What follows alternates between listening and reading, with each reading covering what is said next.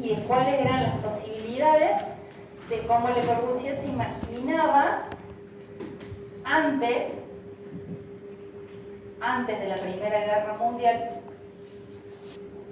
porque muchos de estos procesos de racionalización que va a llevar a cabo Le Corbusier van a después tener mucho impacto en la posguerra, ¿sí? Por eso se lo señalo acá en ese momento. Entonces, a partir de esa exploración y ese juego con este sistemita que tenía 3 losas, unas columnas que estaban retranqueadas hacia el interior, que él se las imaginaba despegadas del piso, pero todavía no estaba desarrollado completamente su sistema de despegue del terreno, hay una circulación y demás. A partir de seguir explorando esa idea y seguirle dando vueltas a esa idea, es que él va a llegar a este módulo. ¿Está muy lejos del anterior? Sí y no. El concepto por detrás es el mismo. Losas, columnas puntuales, principalmente siempre en el exterior, tratando de dejar el interior del espacio libre de elementos estructurales, y la circulación puesta en un lateral. Casi lo mismo, o evolucionando el concepto de dominó. Entonces, a partir de esto, seguir dándole vuelta a esto, él va a conseguir desarrollar un concepto que es la casa Citroën. Ahí hay como un juego de palabras. ¿Vieron cómo Le Corbusier miraba el automóvil y el avión? Como las máquinas de la modernidad. La casa se llama Citroën. ¿Cómo suena? Citroën, que dijiste vos, y así suena. O sea, esa idea de poder empezar a pensar en la máquina de habitar, que es su concepto fundamental, ¿no? La máquina de habitar la casa. Entonces ahí está esa exploración y ese juego de palabras, y él desarrolla, a partir entonces de esa idea del dominó, la cierra, la completa y demás, y arma este prototipo de vivienda, que es la que se llama así, Citroën. Por acá hay un 3D de incluso cómo se imagina otro acceso a esa terraza, ¿no? Ya con un croquis y la escalera metida por dentro, ¿no? Acá faltaría un muro de cierre que lo va a provocar luego en el interior para que la escalera quede contenida, y la terraza que tiene acceso desde el exterior. Y va a salir a vender su idea, como hace cualquiera que tiene una idea que cree que se quiere producir en serie. Y entonces va a conseguir que un industrial en la ciudad, en la zona de Presac, le compre la idea para construir unas viviendas, un conjunto de viviendas. En Presac la idea es del 22, la concreta en el 24. Fíjense cómo va articulando estos bloquecitos, generando espacios verdes entre medio, las va agrupando, casi como pensar en agrupar, siempre con ese concepto de que el módulo fuera agrupable y que de esa manera constituyera tejido urbano, de alguna manera, ¿sí? De que su propio módulo pudiera ser ciudad. Ese era el concepto que está por detrás. Entonces, acá este proyecto, y acá hay algunas de las casas que él consigue materializar con la idea de esta cosa de Citroën. ¿Qué aparece o qué empieza a madurar con respecto a la idea anterior? Le empieza a despegar mucho más del suelo. Esos bloquecitos que eran como unos daditos que estaban en el bloque dominó, los hizo formar parte de las columnas que pasaban, y empieza a explorar esa idea del pilote o el pilotis, ¿sí? Que va a ser propio de la obra de Le Corbusier, que despega su arquitectura del suelo y que solamente llega al suelo con lo que tiene que ver con servicios y demás que le son indispensables. Si no, su arquitectura sería casi toda como flotante. Las ventanas horizontales, las terrazas por acá arriba, que son los que estaba buscando en esta morfología, sí, prácticamente llega al producto tal cual se lo había imaginado en un primer momento. en París. Y en París, a través de Le Corbusier también pintaba y tenía una gran actividad artística. Y esa actividad artística y cierto núcleo cultural con el que se vincula le permite conocer y hacerse amigo de muchos pintores en París, ¿no? Y a partir entonces de esos vínculos, algunos de estos pintores con los que él se va a relacionar, le van a pedir que le construyan cosas. Y ese es el caso de Ozenfant, que le pide que en un terrenito muy chiquito en París, fíjense lo que es el terrenito, miren lo pequeño que es el terreno, incluso no solamente es pequeño, sino que es irregular, le construye una casa de estudio para pintar.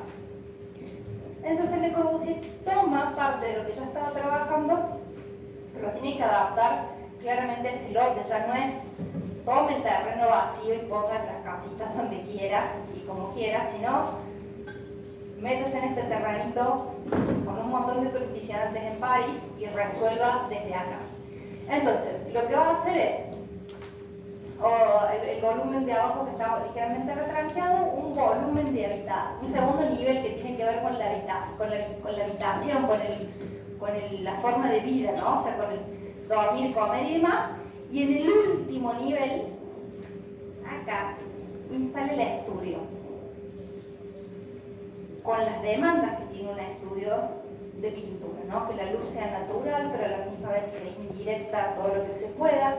Entonces le genera en esta esquina esos paños vidriados y luego apelando al lenguaje industrial, ¿no? Que tienen, las fábricas tienen generalmente esos techos que se van provocando así como en un zigzag. En estos zigzag pone las ventanas y arma un cielo raso de vidrio en el interior para ocultar esto, ¿no? Esto lo oculta con un cielo raso de vidrio y le permite esa luz natural indirecta casi permanente durante todo el día. Ideal el espacio para pintar. ¿Por qué acá está hay un hueco? Ustedes tienen el PDF y acá no hay un hueco. ¿Por qué yo no se los mostré todavía? Porque todas estas obras les pasó la vida por encima. Y algún criminal desarmó ese serrucho que tenía que ver con esa impronta industrial, le puso una losa acá arriba y se hizo un jardincito, una terracita. Así que esto no existe más ni como sensación espacial. Esa esquina, ese casi cubo que parece desmaterializarse en la esquina, no existe más. Ahora son dos ventanas y una losa. Por eso también intento siempre como mostrar fotos viejas, porque es la única forma de explicarles la idea que subyace en estas arquitecturas. Entonces, ven que la obra está más o menos, esto tenía dos puertas, acá le pusieron otra ventana, la esquina se armaba con dos puertas, le pusieron otra ventana, las estas más o menos estarían, y esto está totalmente desvirtuado. ¿Sí? En la casa Ozenfant también tengámoslo presente cuando pasemos a México y veamos la obra de Juan O'Gorman, gran discípulo de Le Corbusier, haciendo cosas no muy lejanas a estas. En el año 26, Le Corbusier va a madurar ese concepto que venía evolucionando y va a definir claramente los 5 puntos de la arquitectura en los que se basa casi toda su arquitectura. Uso la palabra paradigmática, toda su obra paradigmática, porque habrá un Le Corbusier anómalo en todo caso, ¿sí? Usando las palabras del texto de Sarah Williams. ¿Sí? Está tirando todos los datos para que termine en práctico, ¿no? No sé, ustedes vean. Entonces, esas son palabras del mismo Le Corbusier, y aquí se aplican muy claramente las certezas adquiridas hasta hoy. Los pilotis. Las certezas adquiridas hasta hoy, o sea, él está convencido de que la arquitectura tiene que ser ahí, son certezas. Los pilotis, la cubierta jardinada, la planta libre, la fachada libre, la ventana corrida. 5 puntos. ¿Sí? Están en eso, lo señalan, lo subrayan, lo que tienen las cosas impresas. Los 5 puntos son esos. Y después nos explica, ¿sí? Que no me interesan, pero ahí define los 5 puntos en los cuales se va a basar toda su obra de este periodo. Y entonces ahí él hace una comparación de por qué la entiende a la arquitectura de esta manera. Y esos grafiquitos son del mismo Le Corbusier, en donde él dice que los pilotis liberan toda esta caja muraria que fragmenta el espacio y te da libertad. ¿Quién pide? Me parece que no era acá. Si lo querés leer. Disculpe, ¿aula 18? Al lado. ¿Al lado? No sé, pero nosotros... Dice 18 por eso. Sí, pero se debe haber equivocado el que te lo pidió. Si lo querés dejarlo, lo tomamos y lo comemos. Las medias no tenían una pinta. Bueno, el problema de Le Corbusier. Podríamos haber engañado, La engañaba y le decía que lo deje, pero si eran 2 cafés con 4 media luna, no nos iban a alcanzar. La ventaja del pilotis, entonces, me libera de los muros, me libera de la condicionante de llevar las cargas al suelo por elementos continuos y los llevo por elementos puntuales. ¿Sí? Luego, ¿qué dice? La cubierta jardinada. Ante esto, que era la cubierta tradicional a 2 aguas, él dice aprovechemos este espacio para incorporar verde. Les aviso para que no se me pongan, no se entusiasmen de más, lo veía como una posibilidad de incorporar verde y no como un elemento de arquitectura bioclimática, ¿no? Para mejorar la temperatura de las losas y de la casa, lo veía simplemente como un elemento paisajístico, Le Corbusier. Porque a veces si no le ponemos cocardas a los arquitectos que no les corresponden. Entonces todavía acá no hay un pensamiento de bioclimática y demás, ni había calentamiento global, ni todas esas cosas que nos preocupan ahora. Él lo veía como una forma de mejorar la condición paisajística y la condición de que cada persona, que aún fuera en un lote pequeño, pudiera tener un pedacito de jardín. Un espacio verde propio, una expansión en su propia casa. Piensen que muchas casas estaban en terrenos muy chiquitos como la de Osenfant. La casa Osenfant no tiene verde. La que vimos recién no tiene ningún verde. ¿Sí? Más que el de la vereda. Entonces, esa posibilidad pensaba Le Corbusier al hacer esto. Al mismo tiempo, como llevaba la casa sobre pilotis, él plantea esta otra. La mayoría de las casas fines del 19 y principios del 20 tenían este medio nivel enterrado donde se usaba para servicios y demás de la casa. Él al despegarla a la casa elimina eso. ¿Qué otra cosa dice? La planta libre. Y este es el dibujito de lo que él entiende con la planta libre. Esta disposición me obliga, para que los muros sean portantes, a seguir prácticamente con una correspondencia de los muros en casi todos los niveles. ¿Sí? Es lo que dice que si yo tengo los pilotis, adentro tengo libertad para poner los muros y los cerramientos donde quiera, porque el problema de la estructura está subsanado, está solucionado con los pilotis. Después dice la planta libre, después dice la fachada libre y la ventana corrida, y ahí hay como una correlación porque él dice que la fachada libre, que es este dibujo, es si yo meto las columnas un poquito adentro, tengo la posibilidad de que la fachada quede liberada de esa condición de elementos portantes. y puedo poner estas ventanas corridas que él quiere poner. Como que estos tres gráficos van casi juntos, porque esas dos ideas de la fachada libre y la ventana corrida forman como una unidad prácticamente, ¿no?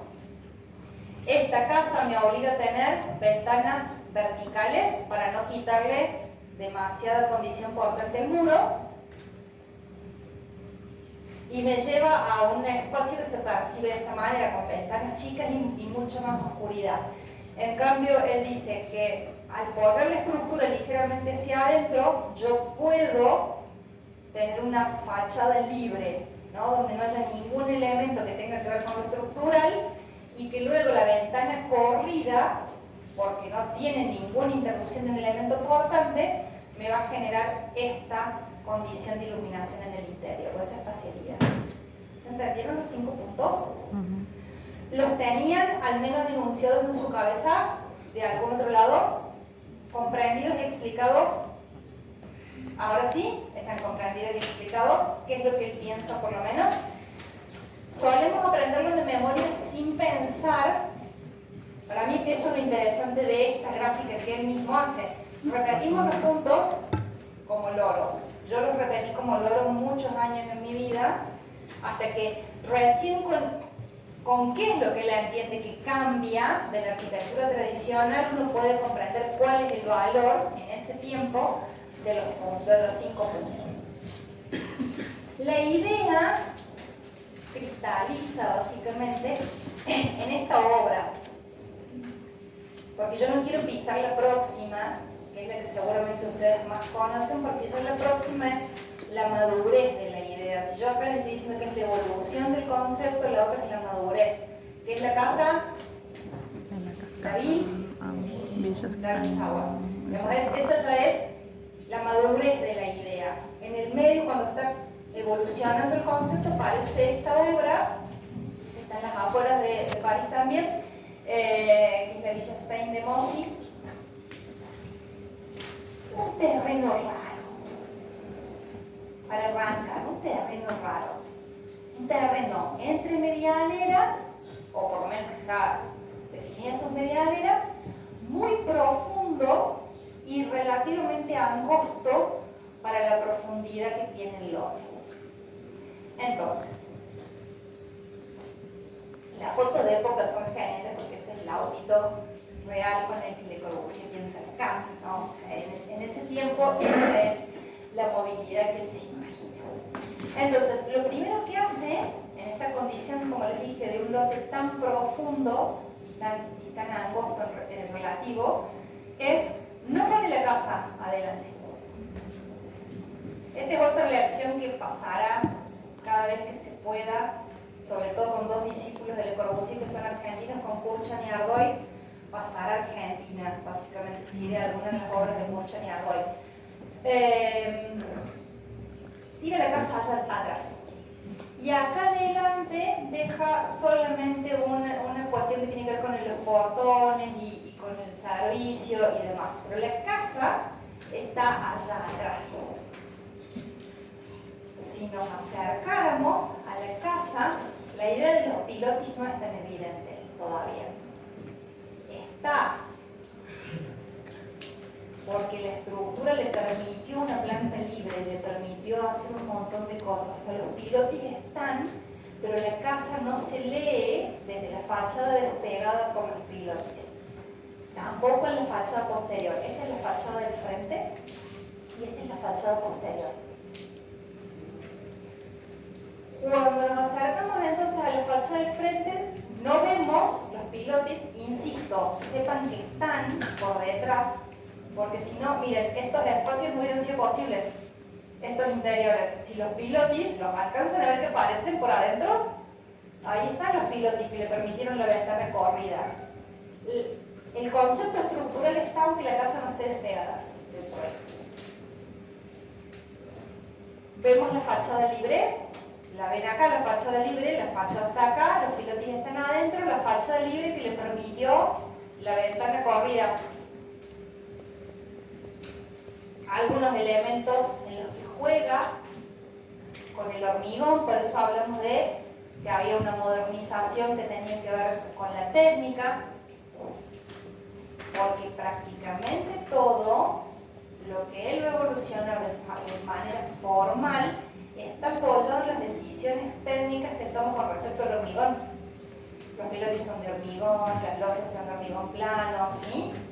La posibilidad de lo formal se la da básicamente la técnica. Y luego algunos otros elementos, bueno, la terraza jardín, creo que no hay ninguna foto, pero está por allá arriba, empiezan en esa geometría tan pura a la que va a ir apelando en esa búsqueda formal, en esa exploración morfológica de una geometría muy pura, van a aparecer algunos elementos siempre en su obra con unas morfologías más libres, como curvas, y siempre están asociadas a las terrazas, a los tanques de agua, a las chimeneas de algunos elementos y demás en la parte alta. Empiezan a aparecer también estas escaleras en las que él enfatiza esa condición prácticamente de ponerlas exentas y que luego van a ir a parar a otra idea de Corbusier, que es la rampa. Su predilección por la rampa por sobre la escalera, y en la rampa la idea de lo que él llama la promenade, que lo toma de los griegos en realidad, y que nosotros en español generalmente le llamamos paseo arquitectónico o paseo arquitectural en algunos libros.